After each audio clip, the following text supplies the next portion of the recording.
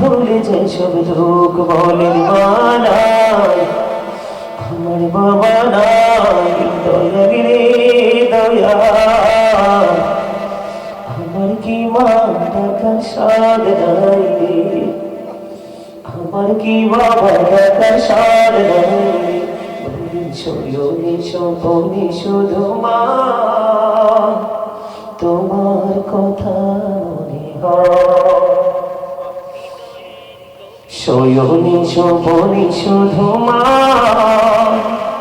তোমার কথা মনে হয় ওই পরিমাণ দরবারে হাত করে বসে আছে বুড়িমা বলো গো তুমি কি দোয়া করতেছো আমার জানতে বড় মনে চায় এবার ওই আলী বিন মুআফিকের মা ডাক দিয়ে বললেন যে আমার ছেলে আমাকে এত বেশি ভালোবাসে এত বেশি মহব্বত করে এত বেশি মায়া করে আমি আল্লাহর কাছে সব সময় দোয়া করি আল্লাহ গো আমার এই ছেলেটাকে মুসা নবীর বন্ধু বানিয়ে জান্নাতে দিও জোরে জোরে কন্যা সুবহানাল্লাহ ওই বুড়ি বাচ্চা ডাক দিয়ে বলল তুমি কে গো বুড়ি মাকে যখন প্রশ্ন করা হলো তুমি কে এবার তিনি উত্তর দিলেন আমি মুসা তুমি কি দোয়া করেছো আমি এই দোয়া করেছি আমার সন্তানের জন্য এবার মুসা কালিমুল্লাহ একটা জাওয়াব দিয়ে বললেন বুড়িমা আল্লাহ রাব্বুল আলামিন তোমার দোয়া কবুল করে নিয়েছে আল্লাহ রাব্বুল আলামিন তিনি বলে দিয়েছে আমি আল্লাহর কাছে জানতে চেয়েছি আমি আল্লাহর কাছে জানতে চেয়েছি যে আমার সাথে বন্ধ হয়ে কে যাবে এবার মুসা কালিমুল্লাহ জানিয়ে দিলেন আবার আল্লাহকে জানিয়ে দিয়েছেন আমার সাথে জান্নাতে বন্ধ হয়ে যাবে ওই তোমার ছেলে আল্লাহ তোমার ওয়াদা কবুল করে নিয়েছে বন্ধু হৃদয় খুলে শোনো গো ও বন্ধু প্রথম জন তিনি ছিলেন মা বাবার পাগল তিনি ছিলেন একজন কাঠুরিয়া বন্ধুরে আমার প্রথম জন ওসিলা কোনটা বেছে নিয়েছে দেখেন উনি এমন একজন মানুষ ছিলেন মাকে অনেক বেশি ভালোবাসতেন বাবাকে ভালোবাসতেন বন্ধুরে আমার এবার তিনি কি করলেন বসে বসে বুঝলেন যে আমি কোন আমল দিয়ে আল্লাহর কাছে দরখাস্ত করব ওনার মধ্যে এমন একটা গুরুত্বপূর্ণ আকর্ষণীয় বাদক মনে হয়ে গেল তিনি একদিন কাঠ কিনে আসলেন আসার পর ওনার ঘরে দুধ দহন করার মতো প্রাণী ছিল প্রতিদিন এসে তিনি দুধ দহন করতেন কিন্তু আজকে দুধ দহন কাঠ কেটে এসে দেখতেন মা বাবা ঘুমিয়ে গেছে এবার তিনি কি করলেন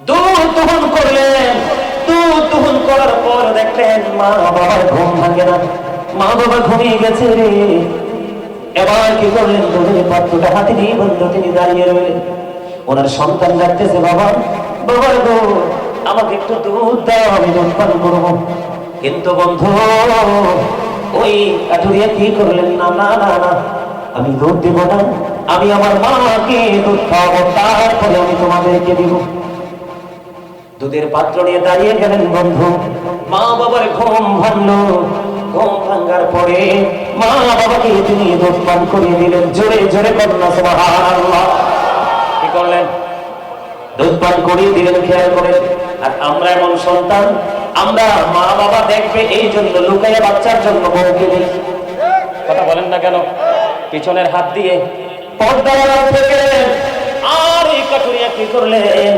বন্ধুরে আমার তিনি কি করলেন দাঁড়িয়ে রইলেন না না না আমার মা বাবাকে দুধ না খাওয়ায় কাউকে দুধ দেওয়া যাবে না তিনি দাঁড়িয়ে রইলেন সর্বশেষে মা বাবাকে দুধ পান করিয়ে তিনি শান্ত হয়ে গেলেন এই ছেলেটা আজকে বন্ধু বড় বিপদে তাও পাহাড়ের গুহার ভিতরে বন্ধু পাথরের বিপদ পৃথিবীর কেউ তো জানে না এটা কেউ সরাইতেও পারবে না মালিক যদি না সরায় এবার ওই ব্যক্তি আল্লাহর কাছে দরখাস্ত করে দিলেন মালিক মালিক রে ওই দিনের আমল ওই দিনের কাজ যদি তোমার কাছে বেশি ভালো লেগে থাকে তোমার কাছে যদি বেশি পছন্দ হয়ে যায় আমি সেদিন একমাত্র তোমার সন্তুষ্টির জন্য তোমার দিদারের আশায় তোমাকে খুশি করার জন্য আমি আমার মা বাবার সাথে উত্তম আচরণ করেছি কারণ তুমি বলেছো মা বাবার সাথে উত্তম আচরণ করার জন্য মালিক সেই দিনের কাজ তুমি আল্লাহ কবুল করে থাকো গো তাহলে আমাকে আজকের এই বিপদ থেকে তুমি আমাকে বাঁচাও। ও বন্ধু, তোমার শেষ হইতে দেরি রে, হাদিস শরীফের মধ্যে সেটা তোমার শেষ হইতে দেরি। এবার চাইয়া দেখলেন আল্লাহর কুদরতে অতই পাথরখানা দরজা থেকে একটু সরে গেছে। জোরে জোরে বলেন না সুবহানাল্লাহ। আমার মা নাই, আমার বাবা নাই, দয়াল রে দয়াল, আমার কি মা টাকার স্বাদ নাই, আমার কি বাবা টাকার স্বাদ নাই, ভুলেন আমার মা নাই, আমার বাবা নাই, দয়াল রে দয়াল, আমার কি মা টাকার স্বাদ নাই, আমার কি বাবা টাকার স্বাদ নাই। ঘরে যাইয়া সবাই দেখে মা জননীর মুখ, বাবা যখন মাথায় হাতে ভুলে যায় সব দুঃখ, বলেন মা নাই, আমার বাবা নাই, দয়াল রে দয়াল, আমার কি মা টাকার স্বাদ নাই, আমার কি বাবা টাকার স্বাদ নাই। শয়নে স্বপনে শুধু মা তোমার কথা মনে হয়, শয়নে স্বপনে শুধু মা তোমার কথা মনে হয়, কতদিন দেখি না তোমার, ভুলে কি গেছো ভুলে কি গেছো আমার, আরো সোহাগ মাগো আর কোথা পাবো, কারা চলে আমি নিজেকে জোড়াবো, আদর সোহাগ মাগো আর কোথা পাবো, কারা চলে আমি নিজেকে জড়াবো, কার কাছে ধরবো মিছে বায়না, তোমার মতো কেহ নাই, শয়নে স্বপনে শুধু মা তোমার কথা মনে হয়, আমার ভুবন জুড়ে শুধু দুঃখ জ্বালা, কে আর পড়াবে আমার সুখের সীমানা, আমার ভুবন জুড়ে শুধু দুঃখ জ্বালা, কে আর পড়াবে আমার সুখের সীমানা, কবরে কি দেবে আর কাজলের টিপ, তুমি জেনে ধরায়, শয়নে স্বপনে শুধু মা তোমার কথা মনে হয়। জোরে জোরে বলেন না মারহাবা, আরো জোরে বলেন না মারহাবা। মা বাবার কথা শুনলে ভালো লাগে না? কয়জন লোক আল্লাহ একজনের দোয়া কবুল করে নিয়েছে? জোরে জোরে বলেন না সুবহানাল্লাহ, আরো জোরে বলেন না সুবহানাল্লাহ। আর তো মহাপথে কি করে নিয়েছে? আল্লাহ কবুল করে নিয়েছে। জোরে বলেন না আমিন। এত মহাপত করে আরেকজন আল্লাহর কাছে দরখাস্ত দিয়ে দিয়েছেন। কি দরখাস্ত? ওনারও জীবনের গুরুত্বপূর্ণ একটা ইবাদতকে সামনে নিয়ে আসছে। আরেকজন আল্লাহর কাছে দরখাস্ত করে দিচ্ছে, ওনার জীবনে উনি একটা মেয়েকে ভালোবাসতো। কাকে? একটা মেয়েকে ভালোবাসতো। সব সময় মেয়েটাকে সে কাছে পাবার আকাঙ্ক্ষা করত, কিন্তু কোনোভাবেই সে মেয়েটাকে কাছে পাচ্ছে না। একটা সময় এমন পরিস্থিতি হলো, মেয়েটার পরিবেশ প্রতিকূলে চলে গেল। তখন ওই মেয়েটা, ওই ছেলেটা 2 নাম্বার যে দোয়ার প্রার্থী আল্লাহর কাছে যাচ্ছে, তিনি কি করলেন? 200 দিরহাম দিয়ে মেয়েটার কাছে চলে গেলেন তার নিজের স্বাদ মেটানোর জন্য। নাউজুবিল্লাহ বলেন। এবার কি করলেন?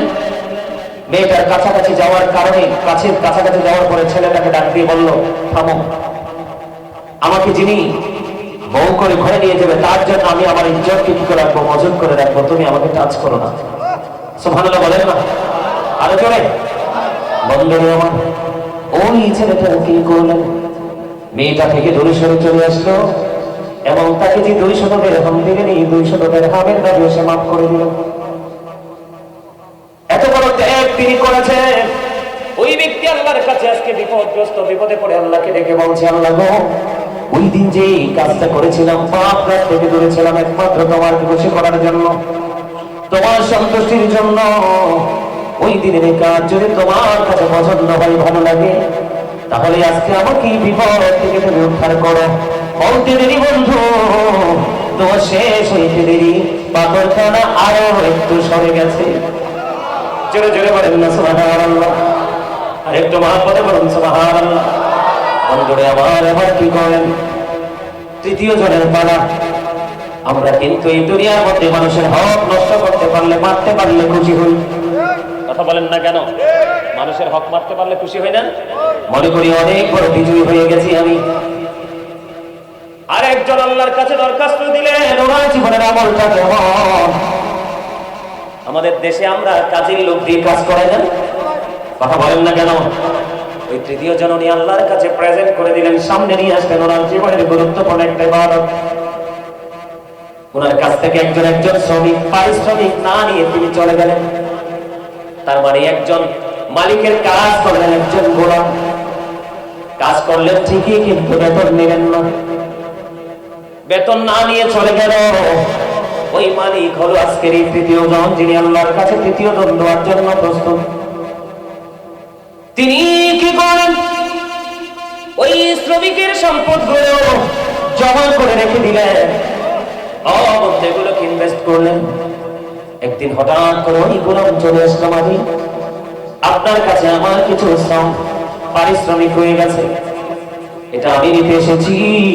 ওই মালিক দেখিয়ে দিল, ওই যে পশুগুলো, এগুলো তোমার। সুবহানাল্লাহ বলেন না? ঠিক কেমন হয়েছে জানেননি? আমরা যেরকম ছোট্ট মুরগি একটা পাললে বড় হয়, ডিম দেই, বাচ্চা হয়। গরু একটা ছোট্ট কিনলাম, বড় হলো, বাচ্চা দিল। ছাগল কিনলাম, বড় হলো, বাচ্চা দিল। এমনি করে করে বাড়তে থাকে কিনা? এবার শ্রমিক আশ্চর্য হয়ে গেল, অবাক হয়ে গেল। শ্রমিক, এগুলো কি আমার? হ্যাঁ, এগুলো সব তোমার। কেমন করে সম্ভব গো? কারণ তুমি যেদিন আমার কাছে পারিশ্রমিক রেখে গিয়েছিলে, সেই দিনই তোমারটা ইনভেস্ট করেছে, আজ পর্যন্ত এইটুকু এসে দাঁড়িয়েছে। এটা সবটা তোমার, তুমি নিয়ে যাও বন্ধু। জোরে জোরে কন্যা সুবহানাল্লাহ। এবার মালিককে একটা ডাক দিলেন, আল্লাহ, ওই দিন যে কাজ করেছিলাম একমাত্র তোমার সন্তুষ্টির জন্য, তোমার দিদারের আশায়, তুমি আল্লাহকে রাজি করার জন্য, ওই দিনের এই কাজ, ওই দিনের এই গোলামি যদি তোমার কাছে পছন্দ হয়ে থাকে, মালিক আজকে এই বিপদ থেকে উদ্ধার করো বন্ধু। ঈশ্বরই প্রমাণ করেছে রে। ও বন্ধু, যখন তিনি দোয়া করে দিলেন, ওনার তো আবার আল্লাহ কবুল করে দিলেন।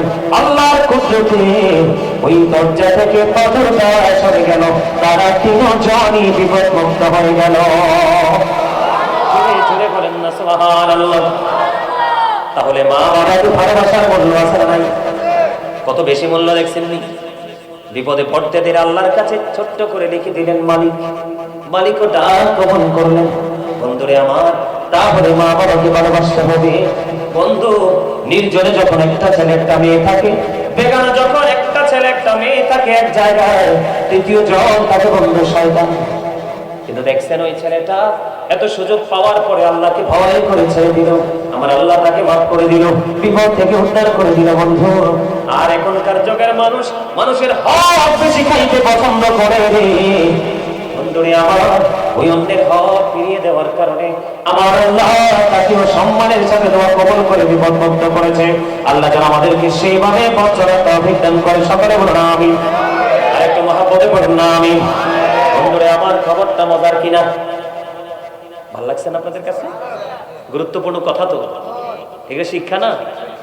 তা আজকে থেকে যুবক ভাইদেরকে বলবো, কখনো চোখ আঁকা কখনো দেখে নেওয়ার সুযোগ নেই। আছে নিলে কি হবে? বিপদ। কারণ আপনি একবার তাকিয়েছেন মনের অজান্তে, এটা কোনো অপরাধ না।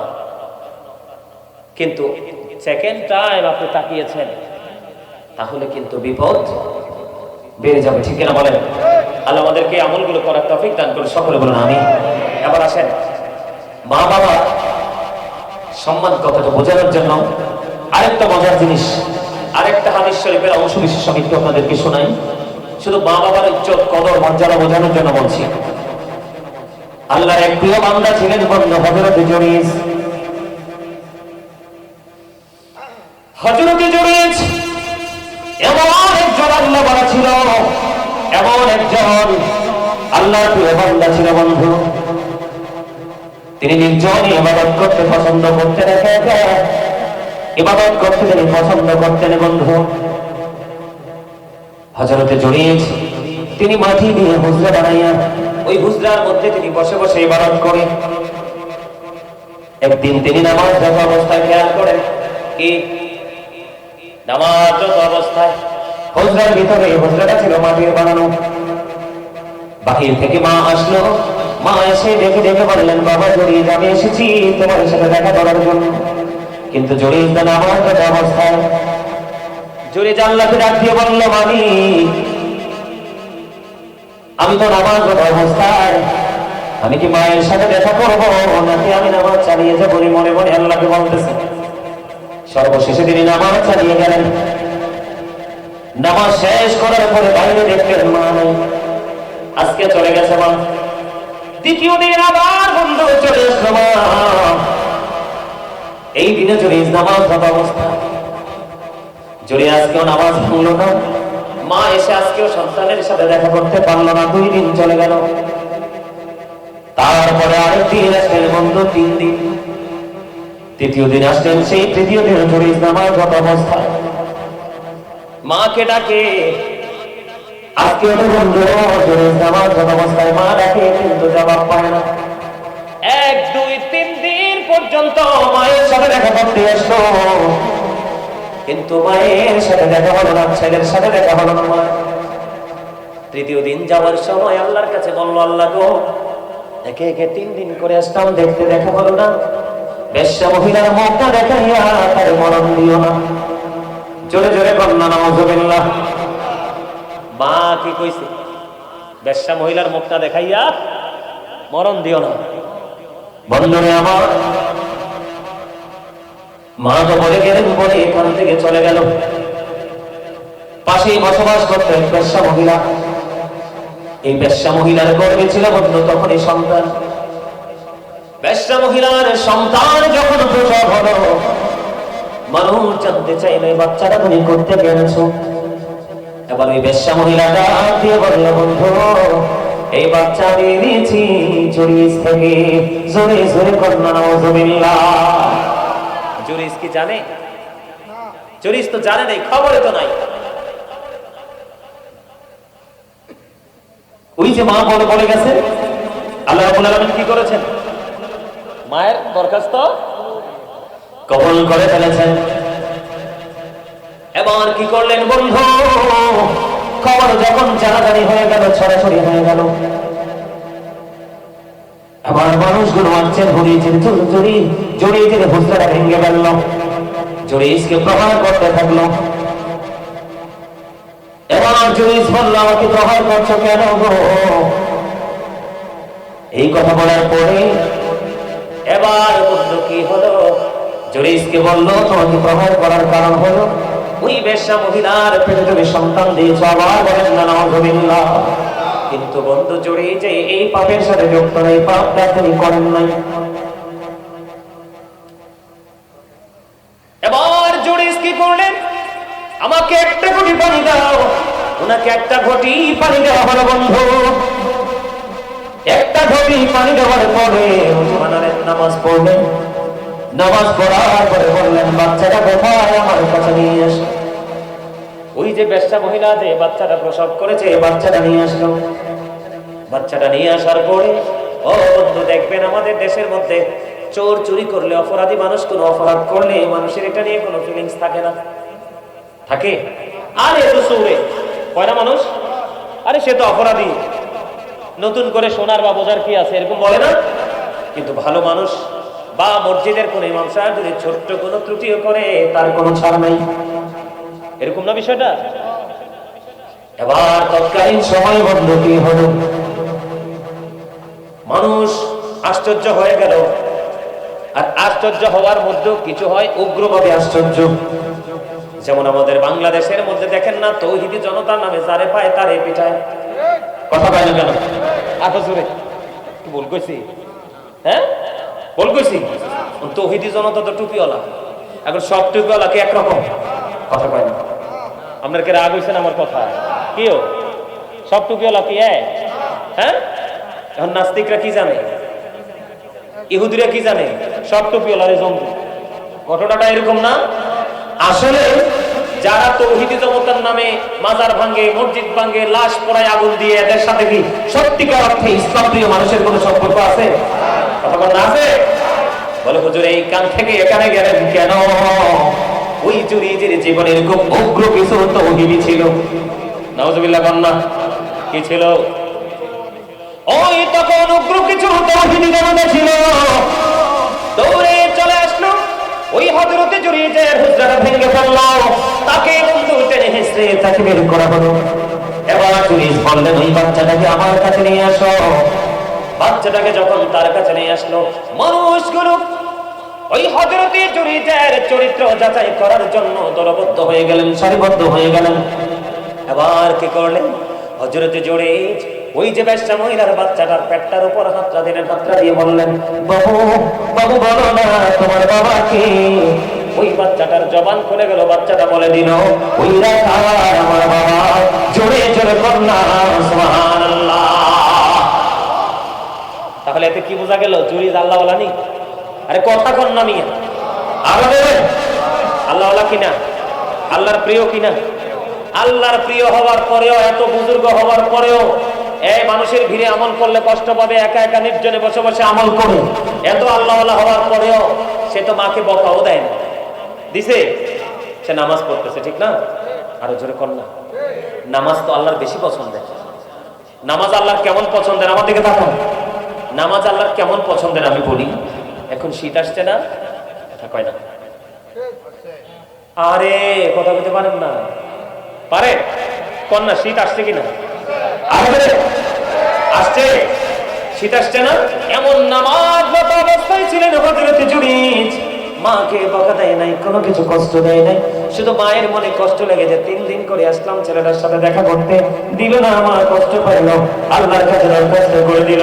এত বুজুর্গ যার হাতের স্পর্শে বাচ্চা ছেলের জবান খুলে গেল, আল্লাহ কথা বলার সুযোগ করে দিল। এত বড় বুজুর্গ হওয়ার পরে বন্ধু, এত বড় বুজুর্গ হওয়ার পরে মায়ের অভিশাপ থেকে জুরিজ মুক্তি পায় নাই। কথা কি বুঝে আসছে আপনাদের? সহজে বুঝতে পারছেন নি? মার কষ্ট এত ভয়ঙ্কর। তাহলে মা বাবার ক্ষেত্রে আমাদেরকে কি করতে হবে? অত্যন্ত আমরা ইবাদত করব কার? আল্লাহ। আল্লাহর সাথে কাউকে শরীক করব না। আর সম্মান করব, ভালোবাসবো কাকে? মা বাবাকে। চলে বলেন না আমিন। তাহলে আমরা মা বাবাকে ভালোবাসবো তো? কেমনে ভালোবাসবো? মা বাবা বুড়া হইলে বোঝা মনে করবো না তো? মা বাবার বয়স হয়ে গেলে কি করব? আপনি মনে করবেন আপনার বাচ্চাটা আপনার কাছে যেমন, মনে করবেন ওটা আপনার বাচ্চা। তখনই দেখবেন যতই কিছুই করুক আপনার কাছে আর কোনো কষ্ট, ঠিক কিনা বলেন? বুঝতে পারছেন? মনে করবেন আরে আমার বাচ্চাটা যেমন করে আমার বড় বাচ্চাটাও তেমন করে। এই চিন্তাটা যখন আপনার মধ্যে চলে আসবে, দেখবেন বাবা মার সাথে আপনার এক মধুর এক প্রেমের বন্ধন তৈরি হবে। সাবজেক্ট কয়টা? আরো যারা বলেন আমার টাইম কটা? হুজুর কয়টা বাজে আসবে? আমাকে বলতে হবে তো, আমি আমার টাইম মেনটেন করে চলতে পছন্দ করি। হ্যাঁ হ্যাঁ, আমি আলোচনাটা শুরু করে দিই, আপনারা একটু জানবেন যে হুজুরকে কখন স্টেজে দিবেন, সেই হিসেব করে আমি মূল পয়েন্টগুলো আপনাদের সামনে তুলে ধরবো। কথাটা বুঝতে পেরেছেন? আমার দিকে তাকান, আমি বলি আপনারা শুধু মন দিয়ে শোনেন। আবারও বলছি, listening my lecture very attentively. কথাগুলো মন দিয়ে শুনবেন, হৃদয় উজাড় করে শুনবেন। কারণ আজকে আপনারা সবাই অনেক, আমি বিশ্বাস করি আপনারা অনেক ধনী, অনেক শিক্ষিত, অনেক বেশি অনারেবল পারসন। আমি বিশ্বাস করি আপনারা এডুকেটেড পারসন, আমি বিশ্বাস করি সবই। কিন্তু আজকের জন্য আপনারা সবাই স্টুডেন্ট। স্টুডেন্ট মানে বুঝেন নাই? আপনারা সবাই কি আরো জোরে বলেন, নিজেকে কি মনে করতে হবে? ওমা, ইউনিভার্সিটিতে, প্রাইমারি স্কুলে, হাই স্কুল স্টুডেন্টরা কেন যায়? শিক্ষা অর্জন করতে যায় না? তা আপনাদেরকেও আজকে মনে করতে হবে, আমরা যারা এসেছি আমরা সবাই স্টুডেন্ট। আমরা আজকে যারা আমাদের সামনে আলোচনা করবে, যারা আমাদেরকে টিচিং দিবে, যারা আমাদেরকে ইনস্ট্রাকশন দিবে, ওনারা আমাদের টিচার। আমরা দুনিয়ার হিসাবে অনেক একটি, কিন্তু আখিরাতের বেলায় আমরা একেবারে মাসুম, ছোট, আমরা কিছু বুঝি না। আজকে আমরা কি করতে আসছি? কাউন্টিং করতে এসেছি। কি করার জন্য? কথা বলেন না কেন? আরো যারা বুঝতে পারছেন আমার কথা, আপনারা কিসের জন্য এসেছেন? জানার জন্যই তো, বোঝার জন্যই তো। নিজেদেরকে স্টুডেন্ট মনে করেন, ছাত্র মনে করেন, দেখবেন আপনি পুরোপুরি অহংকার মুক্ত হয়ে যাবেন। আমার বাড়িতে কি আছে, ঘরে কি আছে, আমার ছেলে মেয়ে, আমার ছেলেরা বাহিরে আছে, অনেক টাকা ইনকাম করতেছে, মানে এই কথাগুলো আপনার মনের মধ্যে থাকবে না যে আমি ওই পারে যেতে হবে, ওপারে যাওয়ার পর আমাকে ইন্টারভিউ দিতে হবে, সেই ইন্টারভিউর জন্য আমাকে প্রস্তুতি নিতে হবে, আর এই প্রস্তুতির জন্য আমার জীবনে একজন হক্কানি আলিমের বিকল্প আর কোনো কিছুই নেই। কারণ আল্লাহ রাব্বুল আলামিন বলেছেন, join with my dear people, come to my paradise. সুবহানাল্লাহ বলেন না? আল্লাহ রাব্বুল আলামিন কি বলেছেন? আল্লাহ বলেছেন, join with my dear people, আমার প্রিয় লোকেদের সাথে যুক্ত হও, কাম টু মাই প্যারাডাইস, আমার জান্নাতে চলে আসো, ফাদখুলি ফি ইবাদি ওয়াদখুলি। অস্বীকার করার সুযোগ আসেনি। আর যদি বলেন আপনারা কি হাসতে পারেন না? আর যদি বলেন আপনারা কি হাসতে পারেন না? 11:30 ওমর খোদা, আমার তো মারি ফেলাই। আচ্ছা সমস্যা নাই, ডাজন্ট ম্যাটার। আমার দিকে তাকান, আমি কি বলি শুনেন, আমার কথা কি আপনারা বুঝেন? আর যদি বুঝেন, হাসেন না কেন? হাসতে পারেন না? দেখি আপনাদের দাঁত আছে, যে দেখি দাঁতটা এইভাবে এইভাবে দেখি তো, দাঁত দেখেন, আপনার দাঁত কই চাই দেখেন, সবাই সবাই দাঁত। ও মানে বাপ, কত শক্ত মানুষ, এরপরে তো হাসে না। চেয়ারম্যান সাহেব না দেখছেন, হাসেনি কত? কেন আপনাদেরকে বললাম দাঁত দেখানোর জন্য? সুস্থ থাকার অন্যতম মেডিসিন হলো হাসি। আমার রাসূল বলেছেন, তুমি সুস্থ থাকার জন্য যতগুলো মেডিসিন তোমাকে দেওয়া হয়েছে, এর মধ্যে হাসি হলো অন্যতম। কারণ হাসি খুশি জীবন মানুষকে ফ্রি রাখে। কি রাখে? কথা বলে না। আপনি যখন ফ্রি থাকবেন, আপনার হার্টও কি থাকবে? ফ্রি থাকবে, ভালো থাকবে, আপনি অনেক বেশি সুস্থ থাকবেন। তবে অনেক বেশি হাসা যাবে না। অনেক বেশি হাসলে আবার অন্তরটা কি হয়ে যায়? মৃত্যুবরণ করে, মারা যায়। কথা কি বুঝতে পেরেছেন? আমার দিকে তাকান, এখনকার ছেলে মেয়েরা কি বাবা মার সাথে ভালো আচরণ করে না? হয়তো করে 2-4 জন, কিন্তু ম্যাক্সিমামই বাবা মার সাথে বেয়াদবি করে। কি করে না? এটা গেল একটা। এখন বর্তমানে ম্যাক্সিমাম স্বামী স্ত্রীর মধ্যে কি গলত? কথা বলে না কেন? ম্যাক্সিমাম ছেলে মেয়ে বেপরদাশী।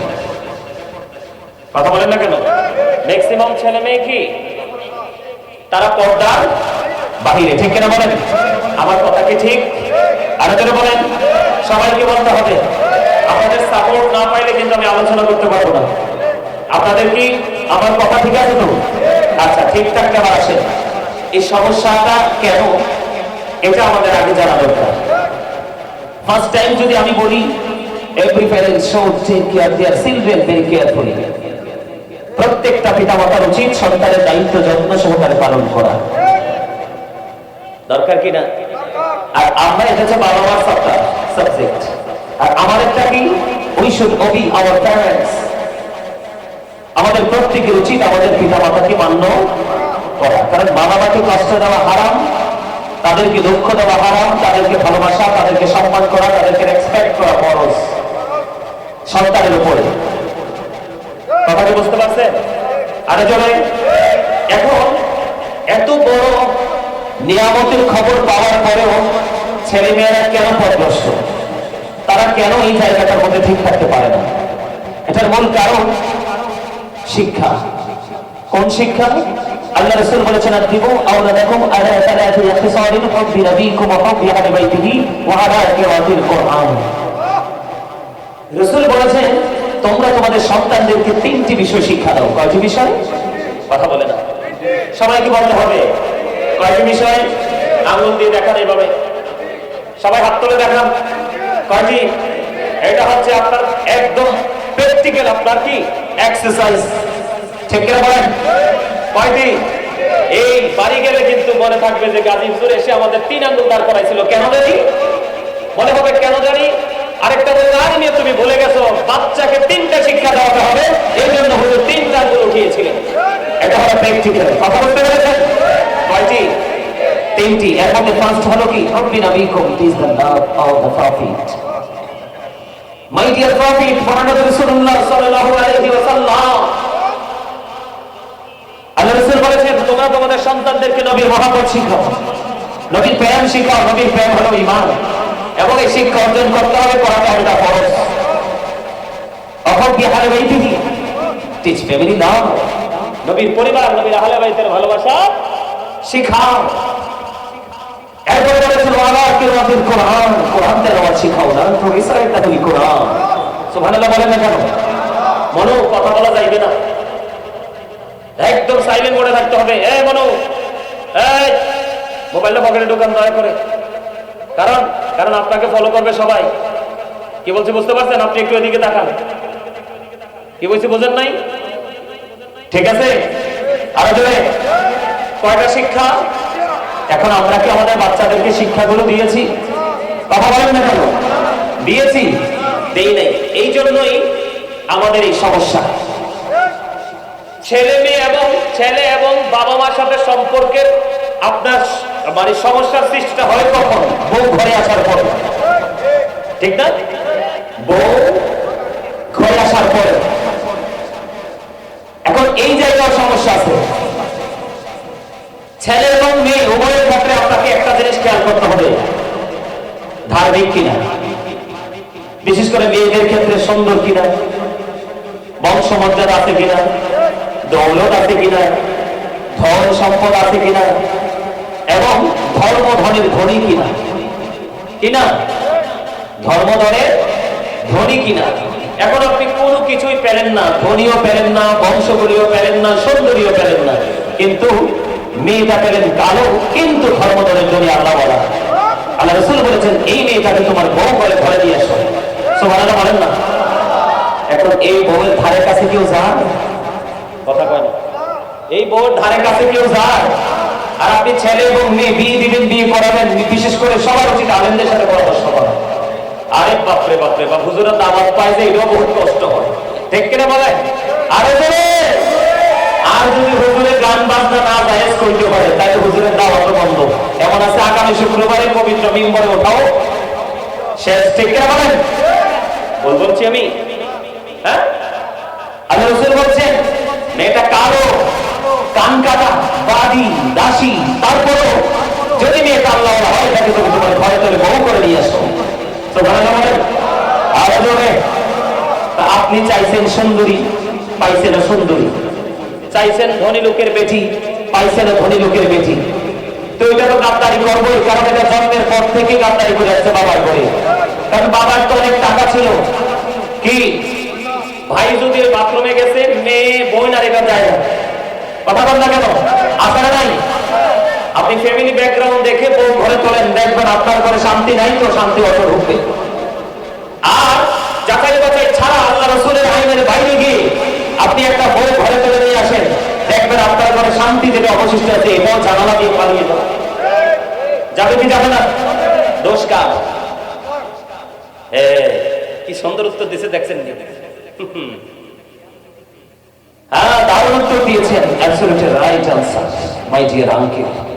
চমৎকার হয়েছে।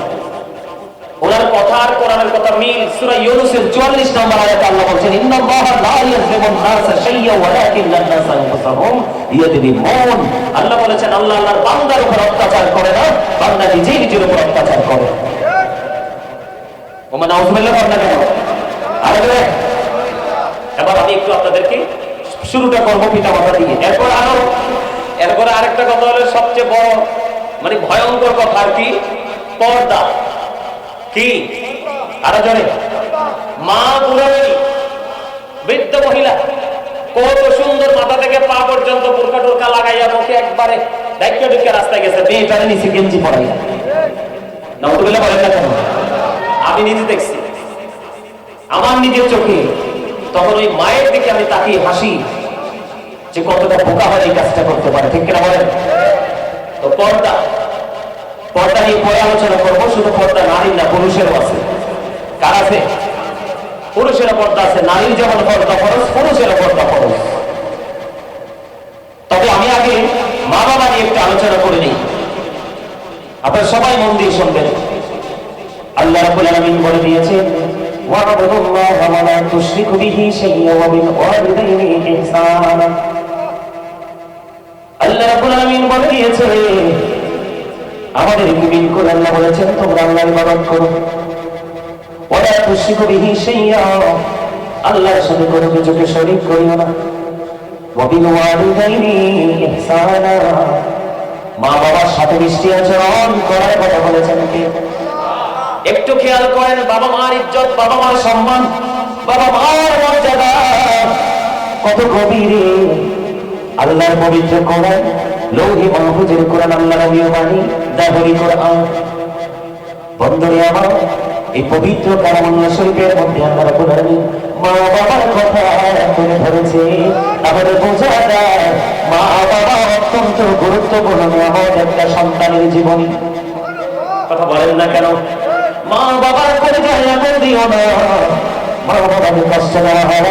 আল্লাহ কি বলেছেন? তোমরা আল্লাহর ইবাদত করো, আল্লাহর সাথে কাউকে শরীক করিও না, কোনো কিছুকে শরীক করিও না। ওয়া বিল ওয়ালিদাইনি ইহসানা, মা বাবাকে ভালোবাসো, সম্মান করো, রেসপেক্ট করো, তাদেরকে মর্যাদা দাও। জোরে জোরে করুন সুবহানাল্লাহ। পৃথিবীর বুকে একটা সন্তানের জন্য সবচেয়ে বড় রেসপেক্টের জায়গা হলো বন্ধু বাবা মা। জোরে করুন সুবহানাল্লাহ। আর জোরে বলেন না সুবহানাল্লাহ। রাসূলকে যখন প্রশ্ন করা হলো আমার কাছ থেকে সবচেয়ে উত্তম, সবচেয়ে সুন্দর, সবচেয়ে ভালো আচরণ পাওয়ার হক কার? বেশি করে রাসূল। আমার রাসূল বলে দিলেন কয়রা উম্মত তোমার মা। প্রশ্ন করা হলো কয়রা সুম্মান, তারপরে কি?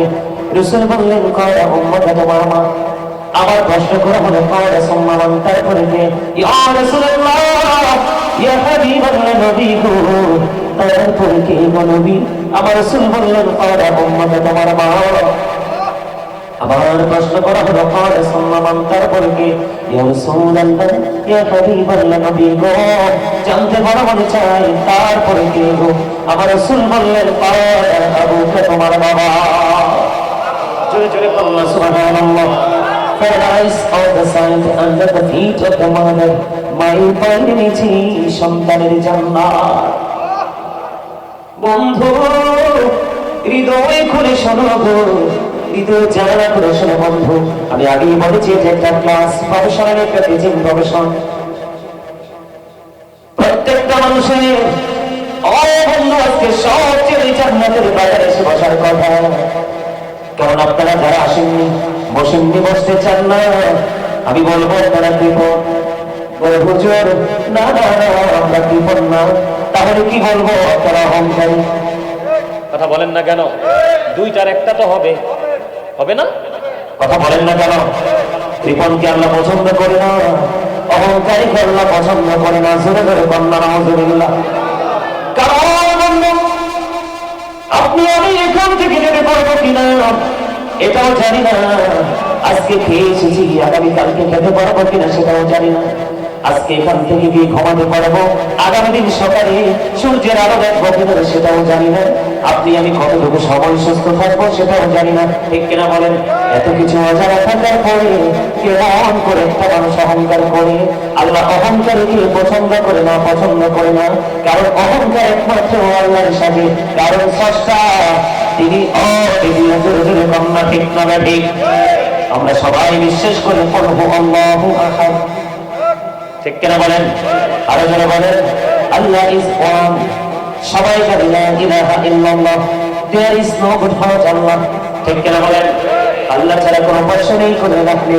বন্ধু এটা যদি তোমার জানা থাকে রে, তাহলে আজকের জান্নাতের বাগানে মানুষের অভাব হওয়ার কথা না, লটারির মাধ্যমে সামনে এসে বসার কথা। কথা বলেন না কেন? আল্লাহ রাব্বুল আলামিন বলে দিয়েছে তোমরা আল্লাহর গোলামি করো, আল্লাহর ইবাদত করো। আল্লাহকে দেখো, ডাকতে গিয়ে, ইবাদত করতে গিয়ে অন্য কাউকে, কোনো কিছুকে আমার মালিকের সাথে যুক্ত করো না। এরপরে বলেছেন মা বাবাকে সম্মান করো, ভালোবাসো, আদর করো, ইজ্জত করো, মায়া করো। সুবহানাল্লাহ বলেন না কেন? আর জোরে বলেন না সুবহানাল্লাহ। বন্ধুরে আমার, বাবা মার প্রতি ইহসান করতে বলেছেন কে? আল্লাহ। এখন যারা বাবা মার সাথে বেয়াদবি করে তাদের জায়গা কবরের নিচে হবে। কথা বলেন না কেন? হবে হবে না কেমন বলি আমি আপনাদেরকে বন্ধু। আল্লাহ রাসূলকে একজন প্রশ্ন করলেন, ইয়া রাসূলুল্লাহ, ইয়া হাবিবাল্লাহ, নবী গো, আমার বাবা আমার উপার্জিত অর্থ নিজের মতো করে খরচ করতে চাই, খেয়াল করেন। ইয়া রাসূলুল্লাহ, ইয়া হাবিবাল্লাহ, নবী গো, আমার উপার্জিত অর্থ আমার বাবা নিজের মতো করে খরচ করতে চাই গো। আপনার আমার প্রাণ রাসূল তিনি বলে দিলেন, তোমার শুধু উপার্জিত অর্থ না, তুমি নিজেও তোমার বাবার সম্পদ। জোরে বলেন না সুবহানাল্লাহ। আপনার শুধু অর্থ নয়, বন্ধু, আপনার শুধু টাকা নয়, আপনার যা আছে শুধু তা নয়, আপনি নিজেও আপনার বাবার সম্পদ। তার মানে বাবার যেমনি চায় এমনি আপনাকে কি করতে পারবে? চলতে হবে। বাবা যেভাবে চায় আপনাকে ইউজ করতে পারবে, ঠিক কিনা বলেন বন্ধুরে আমার? তাহলে বোঝা যায় মা বাবার ইজ্জত এত বেশি রে, এটা কোনো কিছুর সাথে তুলনা করা যায় না। কথা বলেন না কেন? এবার আসি আমি মা জনম দুঃখী মায়ের দিকে। মায়ের দিকে যদি তুমি মায়ের নজরে একটা বার যদি বন্ধু তাকাও, তাহলে তোমার আমল নামায় 1000 সওয়াব দেওয়া হবে। দৈনিক যদি 100 বার বন্ধু তুমি তাকাও, তাহলে 100,000 সওয়াব তোমার আমল নামায়। জোরে বলেন না সুবহানাল্লাহ। মা বাবায় কষ্ট দেওয়া যায়নি, মা বাবায় কষ্ট দিলে আমরা সহ্য করিনি। হতভাগা সে, হতভাগা সে, হতভাগা সে। কে রে সেই হতভাগা? কে রে সেই দুর্ভাগা যার বন্ধু একজনের পিতা মাতা বেঁচে আছে, অথবা 2 জনের একজন বেঁচে আছে? যেই সন্তান পিতা মাতা 2 জনের একজনকে অথবা 2 জনকে জীবিত পাইল, কাছে পাইল, তাদেরকে ভালোবেসে, তাদেরকে সম্মান করে, তাদেরকে ইজ্জত করে বন্ধু সে জান্নাতের মালিক হতে পারল না, তার মতো হতভাগার কেউ হইতে পারে না। তাহলে মা বাবাকে ভালোবাসার গুরুত্ব আছে না? আমরা ভালোবাসবো কিনা, মহব্বত করবো কিনা? বন্ধুরে আমার, আপনারা ইতিপূর্বে অনেক শুনেছেন, আমরা ছোট থাকতে শুনেছি বন্ধু মূসা নবীর উম্মত আলী বিন মুহাম্মদ ছিলেন একজন অত্যন্ত বিশ্রী কুশ্রী চেহারার মানুষ। মূসা কালিমুল্লাহ আল্লাহ রাব্বুল আলামিনকে প্রশ্ন করলেন, আল্লাহ আমার সাথে জান্নাতে বন্ধু হয়ে কে যাবে গো? আমার আল্লাহ রাব্বুল আলামিন মূসা কালিমুল্লাহকে জানিয়ে দিলেন ওই আলী বিন মুহাম্মদের খবর। মূসা কালিমুল্লাহ চলে গেলেন আলী বিন মুহাম্মদকে দেখার জন্য। গিয়ে দেখলেন বন্ধু তিনি একজন কসাই গোশত বিক্রি করে। লোকটা দেখতে অত্যন্ত বিশ্রী ছিল বন্ধু, কিন্তু ওনার পেশাটাকে প্রফেশন থাকে একজন কসাই। আমাদের মধ্যে কিন্তু কসাইকে মানুষ বেশি ভালোবাসে না, মহব্বত করে না। করে না রে বন্ধু। কিন্তু মূসা দেখতেছেন তিনি কি করতেছেন। মূসা কালিমুল্লাহ দেখতে পাইলেন ওই আরবি মুনাফিক একজন কসাই গোশত বিক্রি করে করে করে করে বন্ধু বাড়ি চলে গেল। বাড়ি চলে গেলেন, গিয়ে দেখলেন মূসা কালিমুল্লাহ তার বিদ্যমান। তিনি কি করলেন? বাড়ি নিজে আগে ফ্রেশ হলেন না, অত্যন্ত পরিশ্রম করেছেন, গোশতকে পশু কেটেছেন, জবাই করেছেন, বিক্রি করেছেন, অনেক পরিশ্রম করেছে। কিন্তু বাড়ি গিয়ে তিনি কি করলেন বন্ধু? আগে মায়ের খাবার তৈরি করলেন, মা গ্যাসকে পরিষ্কার পরিচ্ছন্ন করলেন, মায়ের যা যা প্রয়োজন সব কিছু করলো, মাকে পরিপূর্ণ করে আবার তিনি গেলেন ফ্রেশ হওয়ার জন্য। মূসা কালিমুল্লাহ দেখতে পায় ওই বুড়িমাল্লা দরবারে হাত ধরে বসে আছে। বুড়িমা বলো গো, তুমি কি দোয়া করতেছো আমার জানতে বড় মনে চায়। এবার ওই আলী বিন মুহাম্মদের মা ডাক দিয়ে বললেন যে আমার ছেলে আমাকে এত বেশি ভালোবাসে, এত বেশি মহব্বত করে, এত বেশি মায়া করে, আমি আল্লাহর কাছে সব সময় দোয়া করি, আল্লাহ গো আমার এই ছেলেটাকে মূসা নবীর বন্ধু বানিয়ে জান্নাতে দিও। জোরে জোরে কন্যা সুবহানাল্লাহ। ওই বুড়িমাটা ডাক দিয়ে বলল, তুমি কে গো? বুড়িমাকে যখন প্রশ্ন করা হলো তুমি কে, এবার তিনি উত্তর দিলেন, আমি মূসা। তুমি কি দোয়া করেছো? আমি এই দোয়া করেছি আমার সন্তানের জন্য। এবার মূসা কালিমুল্লাহ একটা জবাব দিয়ে বললেন, বুড়িমা, আল্লাহ রাব্বুল আলামিন তোমার দোয়া কবুল করে নিয়েছে। আল্লাহ রাব্বুল আলামিন তিনি বলে দিয়েছেন, আমি আল্লাহর কাছে জানতে চেয়েছি,